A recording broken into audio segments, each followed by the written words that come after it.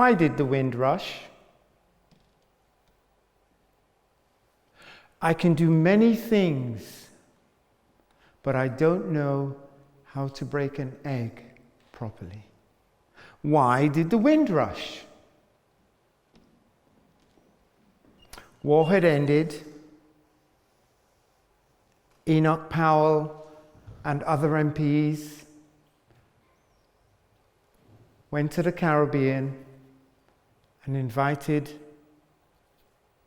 my parents and others to come and support the mother country. The impact of war is that Britain needed to be rebuilt. Britain had had a bloody nose. Rule Britannia! People came. Some borrowed the money. Quite a number did not have enough money to bring their children with them. In the Caribbean, when there was no family contacts, the community got together and determined how best to look after the children.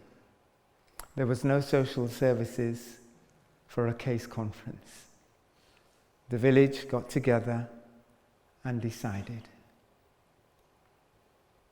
It takes a village to raise a child. Some parents subsequently sent for their children some years later. Some children are still waiting to be sent for. It just never happened. Broken eggs. I was lucky. I was living in Trinidad, 7-year-old, with my parents. And they took me back to Grenada to a new auntie. One day, my cousin took me down to the river to bathe. It's a normal thing in a hot climate. When I came back from the river, my mother was gone. Your mother gone to England, was all that was said.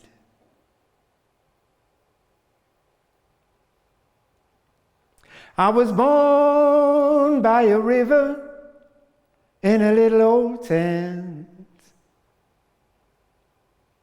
There was no information, no notes, no dates, no time, no phone calls, no Facebook, no WhatsApp,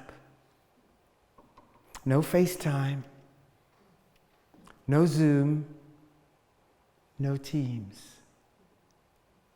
Just silence. A silent, broken egg. A 7-year-old boy had just lost his parent.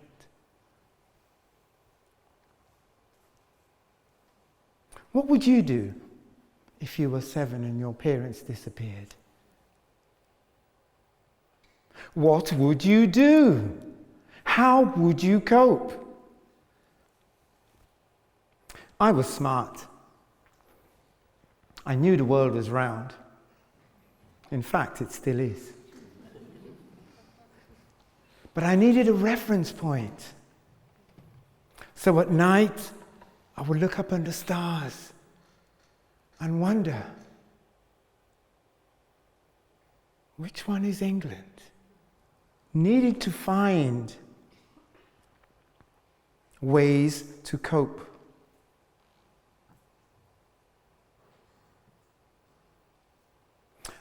We'd do things like build scooters, cricket bats and balls. We made balls, and I'll tell you the process of how to make a cricket ball with a stone at the center. So you learnt to bat. That's why the West Indies were so good at cricket. I lived in a country where the sun shone every single day. And growing up, apart from those things that we made, needed to find ways, other ways, to entertain myself. Climbing trees and sucking mangoes. And I've always loved sucking mangoes. And it's only as an adult I reflect that climbing trees and sucking mangoes were part of my solace, part of my comfort zone, part of taking care of myself. But in addition to that, there was trauma. There was bedwetting trauma. Another broken egg. And whenever I did anything wrong, my new auntie would say, "Wait till you go and meet your mother. She go fix you." My mother became an ogre within that context. So when the day arrived, some 4 years later, I was leaving this sunny climate to come to a place in October, back then when we had real winters, in 1965, and I did not see the sun. It felt like forever. So that too was depressing. But I also had some joy and trepidation in equal measure, because my mother was told to me to be this person to be feared. So when I arrived, do I remember getting a hug? No. Do I remember affection? No. I am not saying there wasn't a hug and there wasn't affection. I am simply saying to you, I don't remember. Part of the impact of the enslavement process was that Caribbean people were not particularly close or tactile. The adults used to say, "Don't get too close, you would lose them." And that created its own paradigms and conflicts. Part of what's occurred for some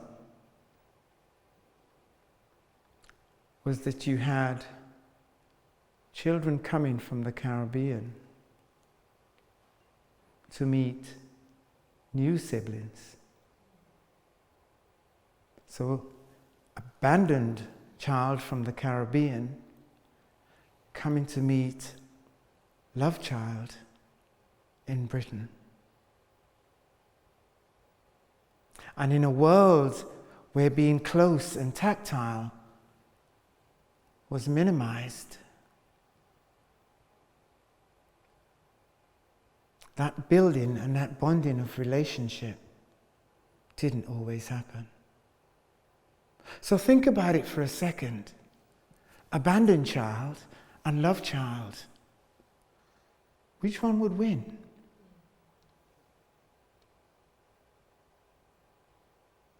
And those divisions still exist today. England, England, England. So coming to England, being in England, arriving in England. Enoch Powell and others had come and invited to come and support the mother country. The same rivers of blood, Enoch Powell. The streets of London are paved with gold, was the message. I soon realized that my parents had their own struggles too within that context. And I realized that I could not bring my struggles of being here to them. So I got beaten up, I got called a black bastard, chucked out in this wretched cold playground and stood there shivering, all through the break time because we weren't allowed in school. I was coerced into fighting. I was never a fighter, so I probably lost all of them. And we couldn't go to the teachers to talk about anything because the teachers were not interested. The teachers were disconnected. And there's a particular story that I felt today that I want to tell you, because all our complaints to the teachers were ignored. And the day that a boy threw a knife across the playground and it landed in my face, and the head teacher simply said to my mother, "It was an accident." And that was the end of that. So there's an impact that continues to permeate of broken eggs. So, a 7-year-old boy is now approaching 70. The impact of that Windrush journey has continued. And with it, trauma has happened. And that trauma has continued in families where you have cousins against cousins, Caribbean-born versus Britain-born, love child versus abandoned child. Those conflicts exist. When you break an egg, do you use a knife or do you use a blunt instrument? Remember the young girl that was recently killed in Croydon? The young man, he had a knife and he had some flowers.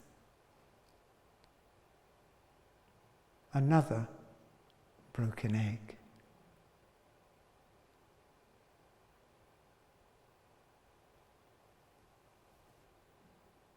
So the impact of silence is deadly, isn't it? And the ripple effect of silence on my journey, the lack of information pertaining to the absence of my mother, and when we will be reunited, when we'll be connected. The lack of information or support from the school system, when frankly was being violated, and all met with silence. It's a challenge.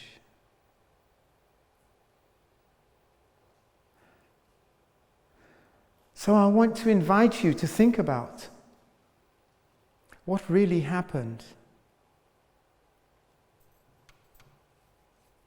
to the Windrush generation and the children of the Windrush generation. When I break an egg, I either hit it too hard or too soft. Either way, I get eggshell in my mixture. The impact of Windrush are broken eggs.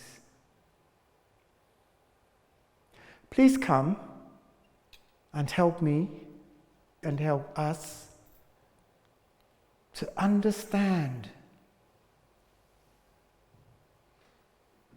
the impact of what it took